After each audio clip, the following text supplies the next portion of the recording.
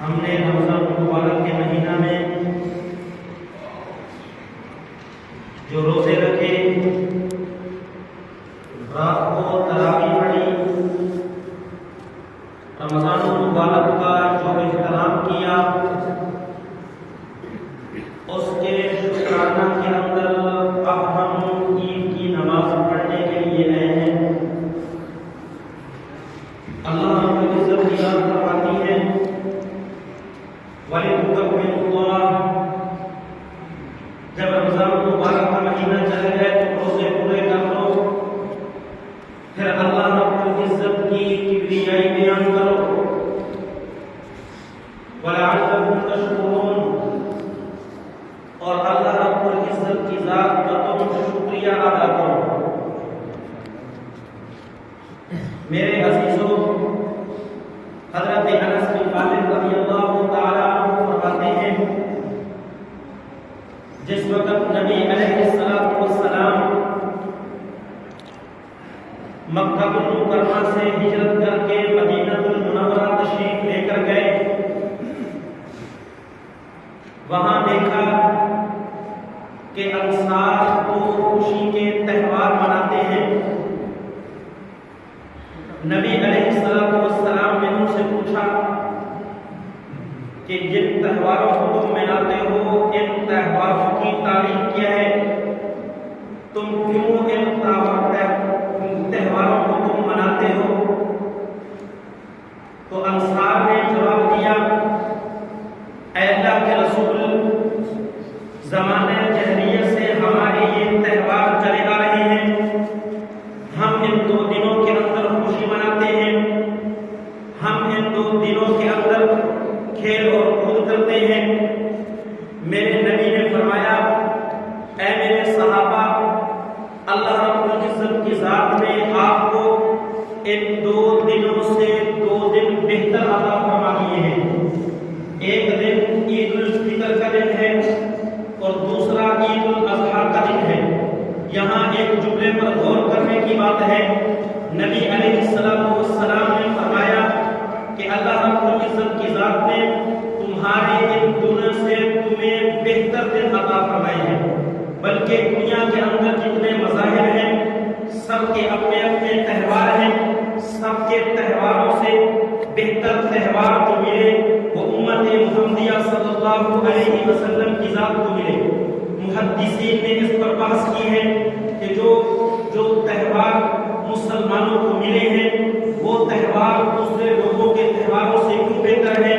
محدثین نے ایک فرمایا اس لیے کہ مسلمان صرف ان 2 دنوں کے اندر خوشی کا اظہار نہیں کرتے، بلکہ خوشی کے ساتھ ساتھ اللہ رب العزت کو راضی کرتے ہیں، اللہ رب العزت کی ذات کو مناتے ہیں، اپنے دنوں کا آغاز اللہ رب العزت کے شکر سے کرتے ہیں، 2 رکعت نماز پڑھتے ہیں، یہ پیغام دیتے ہیں کہ یہ دن ہمارے خوشی کے ہیں، لیکن اس خوشی کو جو ہم نے منانا ہے وہ اپنے نفس کے تابع کر کے نہیں، بلکہ ہم نے ان خوشی کے دنوں کو منانا ہے اللہ رب العزت کے حکم کے تابع کر کے۔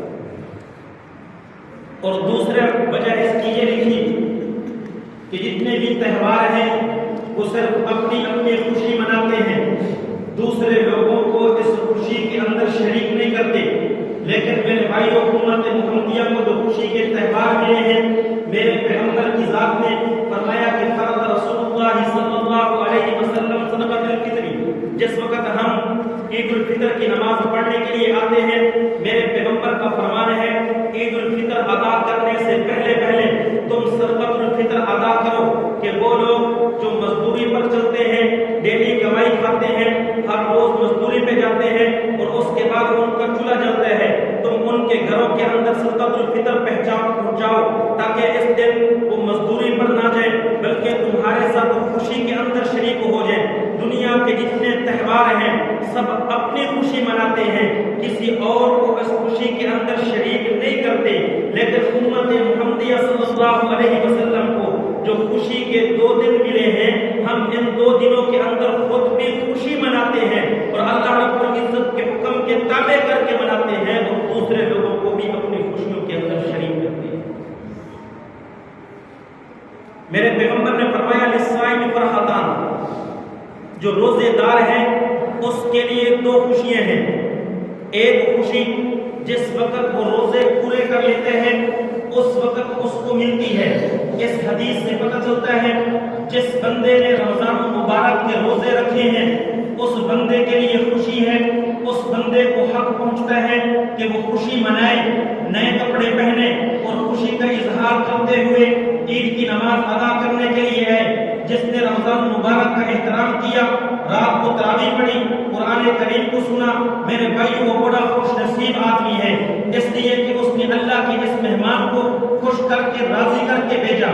نبی علیہ السلام نے فرمایا جس نے رمضان مبارک کا احترام کیے ہیں, روزے رکھے ہیں, تراویح پڑھی ہے اور میرے بھائیوں اپنی استطاعت کے مطابق غریبوں اور مسکینوں کا خرچ کرتا رہا, عبادت کرتا رہا, میرے پیغمبر نے فرمایا بڑا خوش نصیب آدمی ہے.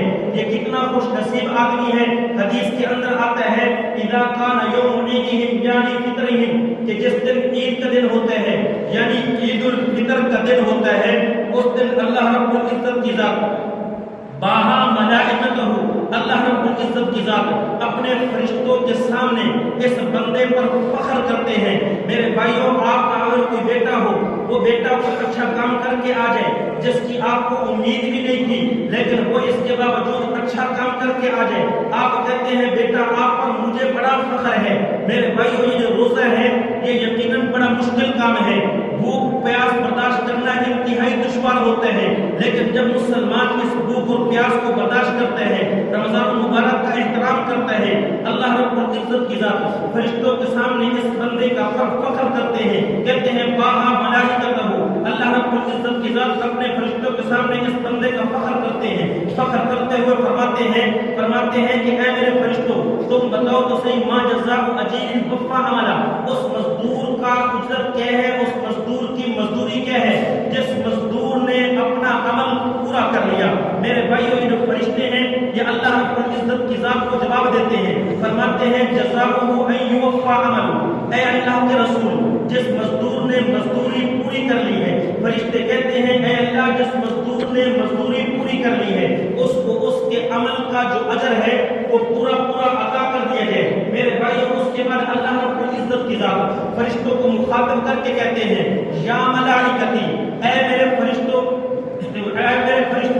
عبیدی میرے جو بندے تھے, وہ ایمائی جو میری بندیاں تھیں, قضوا فریضتی علیہم میں نے ان کے اوپر اپنا ایک فریضہ جو ہے مقرر کیا تھا, قضوا علیہم انہوں نے اس فریضے کو پورا کر لیا. اب ہوا یہ ہے ثم خرجوا یعجون الی الطواف, اب وہ اپنے گھروں سے نکلے ہیں, میرا شکریہ ادا کرنے کے لیے آ رہے ہیں, عیدگاہ کی طرف آئے ہیں, مسجد کی طرف آئے ہیں تاکہ وہ میرے سامنے گڑگڑائیں, میرے سامنے جو ہے وہ دعا کریں.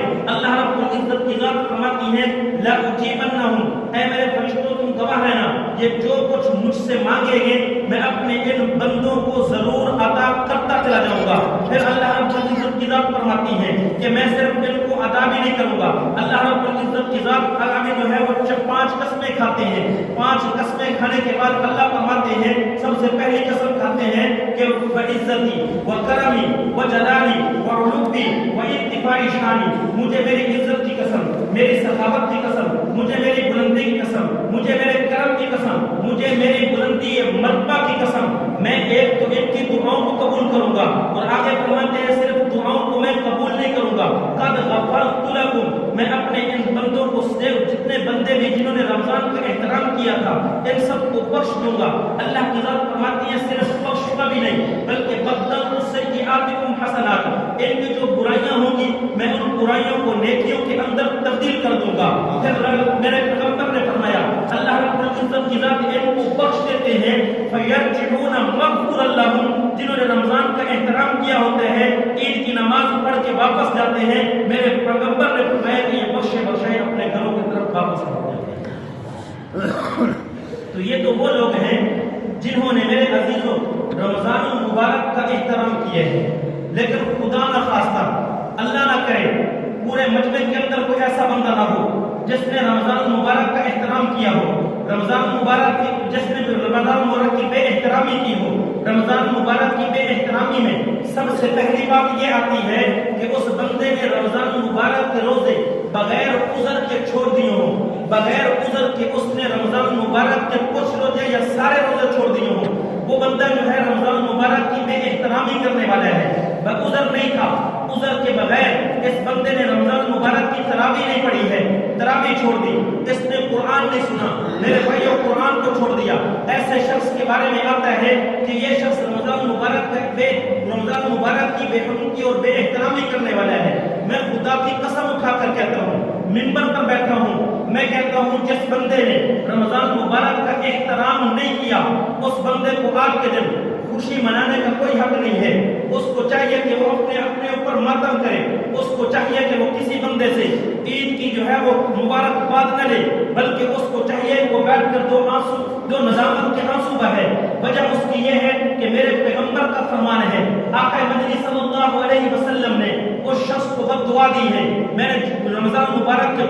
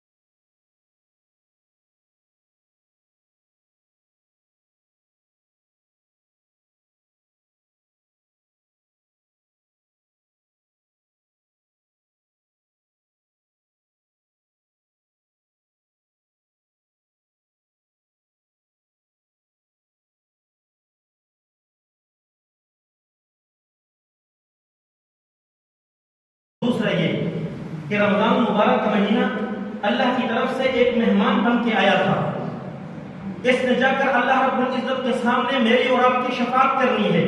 میں نے آپ کے سامنے بارہا مرتبہ حدیث بیان کی ہے، الصیام والقرآن یشفعان الی یوم القیامہ، یہ رمضان کے روزے اور رمضان اور قرآن کریم قیامت والے دن اللہ رب العزت کے سامنے میرے بھائیوں میری اور آپ کی جو ہے وہ شفاعت کریں گے۔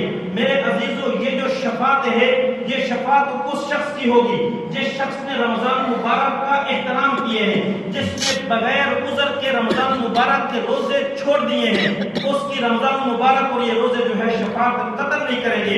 اور یہ رمضان مبارک کا مہینہ جو اللہ رب العزت کے پاس پہنچا ہے، میرے بھائیوں جب رمضان مبارک کا مہینہ جا کر اللہ کے حضور اس بندے کی شکایت کرے گا، اے اللہ میں تیرا مہمان بن کے اس بندے کے پاس آیا تھا، اس بندے نے بغیر عذر کے روزے نہیں رکھے، روزوں کو چھوڑ دیا، میری بے احترامی کی ہے۔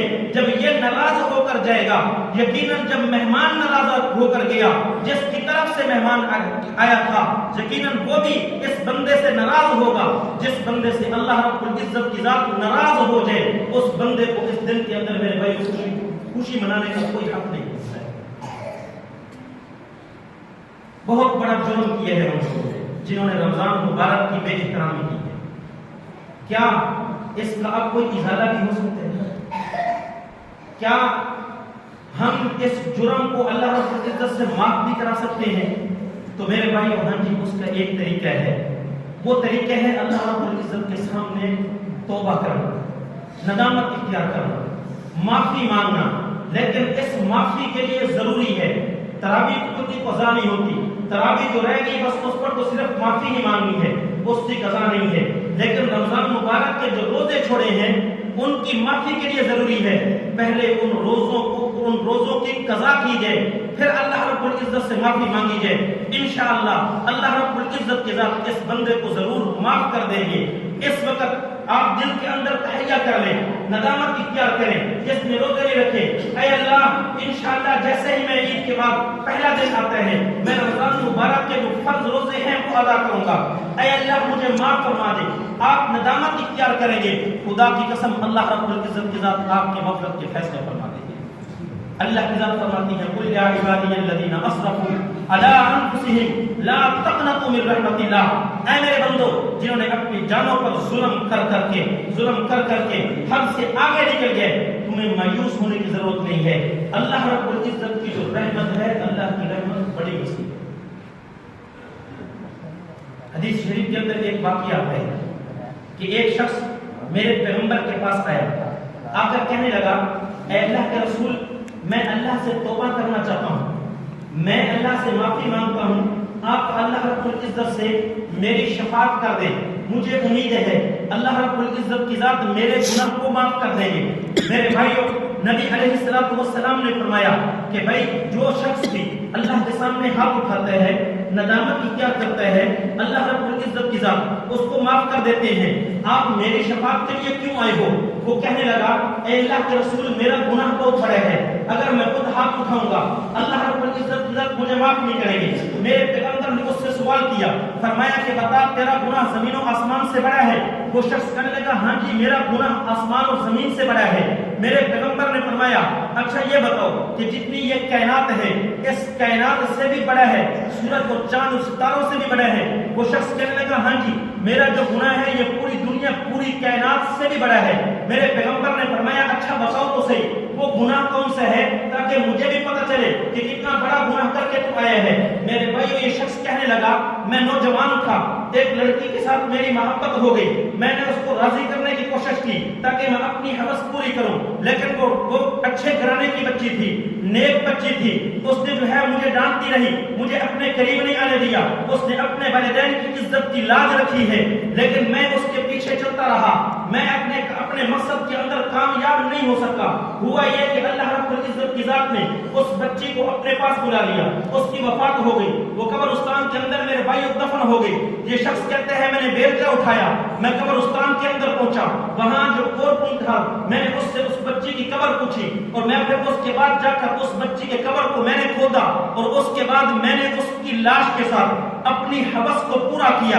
اے اللہ کے رسول، میں ندامت اختیار کر رہا ہوں، میں معافی مانگنا چاہتا ہوں، میں رو رہا ہوں، لیکن مجھے لگتا یہ ہے کہ میرا یہ گناہ اتنا بڑا ہے اللہ رب العزت کی ذات مجھے معاف نہیں کرے گی۔ جس وقت میرے پیغمبر کی ذات نے اس کے اس گناہ کو سنا، آقا مدنی صلی اللہ علیہ وسلم کا جو چہرہ مبارک ہے کہتے ہیں انار کی طرح جو ہے وہ سرخ ہو گیا۔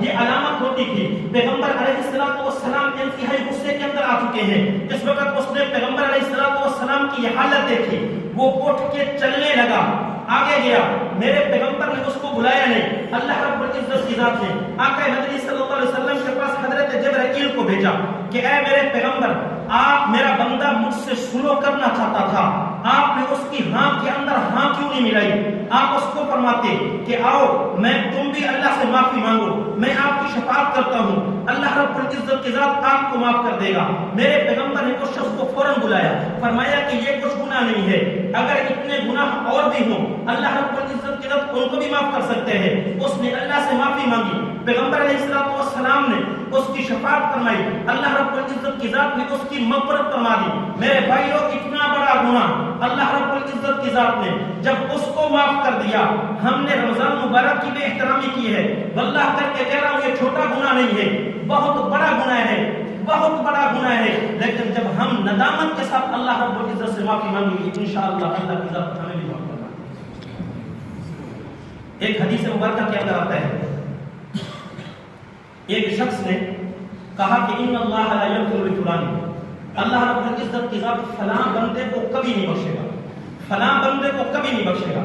میرے بھائیو، حدیث مبارکہ کے اندر آتا ہے، حدیث قدسی ہے، اللہ رب العزت کی ذات نے فرمایا کہ من ذا الذی یتعالی علی، یہ کون شخص ہے جو میرے اوپر بھی حکمرانی کر رہا ہے، یہ کہتا ہے کہ اللہ رب العزت کی ذات اس کو نہیں بخشے گا، بخشنا میرا کام ہے، یہ کون ہوتا ہے میرے حق میں فیصلہ کرنے والا کہ اللہ کی ذات اس کو نہیں بخشے گا؟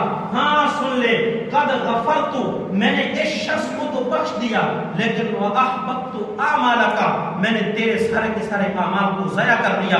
میرے بھائیو، اللہ رب العزت کی ذات انسان سے بڑی محبت کرتے ہیں، لیکن یہ انسان جو ہے بڑا ناشکرا ہے، یہ غلطیاں کرتا چلا جاتا ہے، غلطیاں کرتا چلا جاتا ہے۔ اگر یہ غلطیاں کرتا ہی چلا جائے، واپس مڑ کے نہ آئے تو پھر تو اس کے لیے بڑی ہلاکت ہے. لیکن میرے بھائیوں اگر اس کو سمجھ آ جائے, واپس مڑ کے آ جائے, اللہ رب العزت سے ندامت اختیار کر کے معافی مانگ لے, اللہ رب العزت کی ذات ضرور معاف فرما دے گی. اور آگے بات میں کرتا ہوں, ایک بڑا گولڈن چانس ہے میرے بھائی.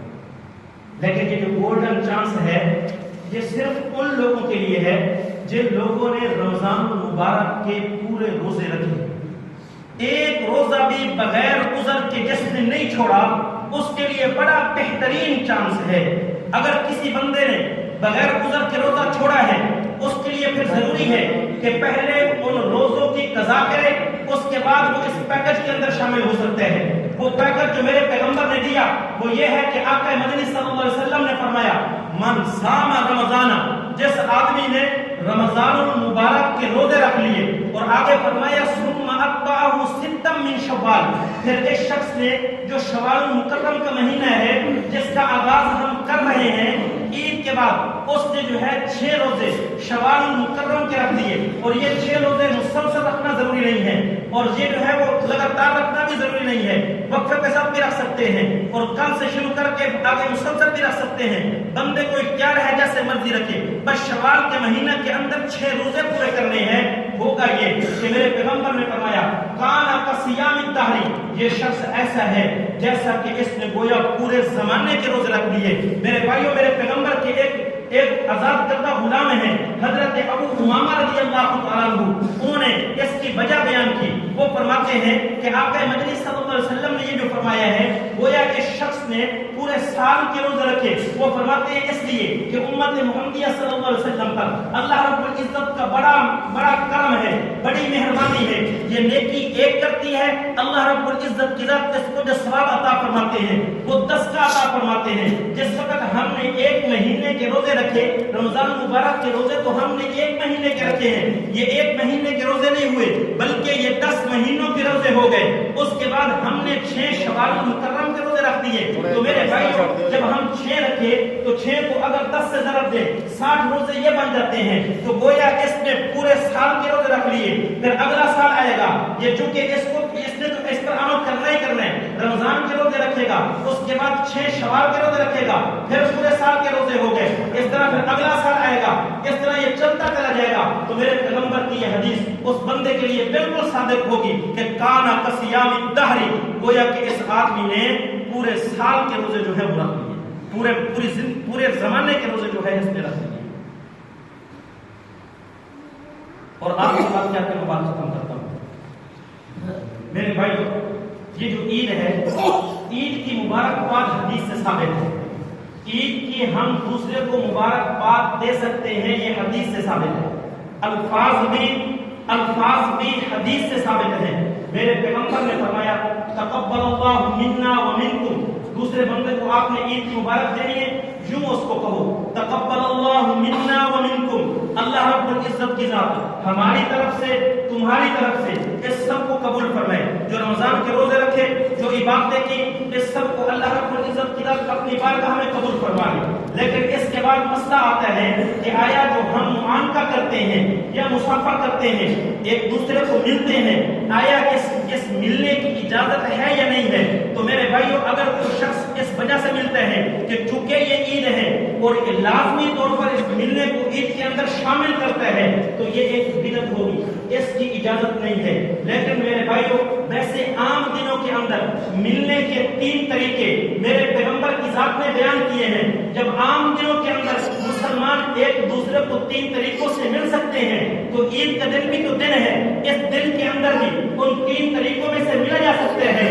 باقی بدعت سے نکلنے کے لیے ضروری ہے کہ ہم اس کو ضروری نہ سمجھیں. ضروری سمجھنے کا مطلب یہ ہوتا ہے کہ اگر کوئی شخص نہیں مل رہا تو ہم اس کو عیبدار سمجھتے ہیں, ہم اس پر تہمت لگاتے ہیں کہ دیکھو جی یہ مل کر نہیں گیا ہے, ہم اس کے اوپر تکبر کا حکم لگاتے ہیں کہ بڑا متکبر آدمی ہے. اگر کوئی شخص ضروری نہیں سمجھتا اور ملتا ہے تو اس کے ملنے کی اجازت ہے, وہ مل نہیں سکتا ہے. باقی جو ملنے کے طریقے ہیں میں پچھلی عید پر بھی آپ کو بیان کر چکا ہوں. ملنے کے 3 طریقے ہیں. ایک طریقہ میرے بھائیوں معانقہ ہے. معانقہ کا مطلب ہوتا ہے گردن کے ساتھ گردن ملا لینا. اور اس چیز کو ذہن کے اندر رکھیں, جو دائیں گردن ہے وہ دائیں گردن کے ساتھ ملے گی اور صرف ایک مرتبہ ملانی ہے. یہ جو ہم اس کو 3 دفعہ ملاتے ہیں یہ کسی حدیث سے ثابت نہیں ہے, اس کی اجازت نہیں ہے. معانقہ کہتے ہیں گردن کے ساتھ گردن ملا لیں. اور دوسرا طریقہ میرے بھائیوں مصادرہ کیا ہے؟ مصادرہ کہتے ہیں سینے کے ساتھ سینہ ملا دینا. یہ سینے کے ساتھ جو سینہ ملے گا یہ بھی میرے بھائیوں ایک مرتبہ ملے گا, 3 مرتبہ اس کو ملانے کی اجازت نہیں ہے. اور جو تیسرا طریقہ ہے وہ مصافہ کا ہے. میرے بھائیوں یہ جو مصافہ ہے یہ مصافہ نکلا ہے صفہ سے. صفہ کہتے ہیں جو اوپر والی چیز ہوتی ہے اس کو کہتے ہیں. اور مصافہ کا مطلب یہ ہوتا ہے کہ ایک دوسرے کی جو اوپر زہر والی جگہ ہے اس کو چھپا لینا. تو یہ مصافہ تب ہوگا جب ہم 2 ہاتھوں سے کریں گے. جب آپ کسی کے ہاتھ کو یہ 2 ہاتھوں کے اندر لیں گے اس کو بھی 2 ہاتھ ہوں گے تو آپ کا یہ جو اوپر والا حصہ ہے یہ چھپ جائے گا. اس کو مصافہ کہتے ہیں. یہ تیسرا طریقہ ہے. لیکن میرے بھائیوں اس چیز کو ذہن کے اندر رکھیں, صرف کسی نے گردن کے ساتھ گردن ملا لی, کسی نے سینے کے ساتھ سینہ ملا لیا, کسی نے مصافہ کر لیا, اس کا کوئی فائدہ نہیں ہے جب تک کہ میرے بھائیوں ہم اللہ رب العزت کی حمد بیان نہ کریں. 1 نمبر 2 جب تک ہم دوسرے ملنے والے کو دعا نہ دیں. وہ دعا یہ ہے یغفر اللہ لنا ولکم. جب آپ اللہ کی حمد بیان کریں گے ساتھ یہ کہیں گے یغفر اللہ لنا ولکم, پھر یہ سنت کے مطابق ہوگا اور اس پر اللہ کی ذات مجھے اور آپ کو جو ہے وہ اجر عطا فرمائے.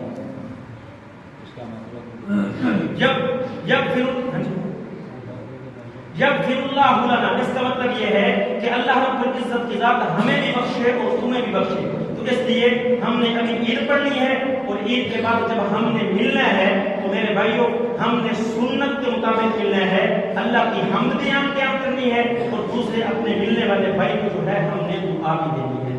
دعا ہے خدا کی ذات مجھے اور آپ کو عمل کی توفیق نصیب فرمائے. میرے بھائیوں یہ چند اشعار ہیں رمضان کے جو ہے وہ متعلق, تو میں چند اشعار جو ہے وہ آپ کے سامنے جو ہے وہ پڑھ دیتا ہوں تاکہ جو ہے وہ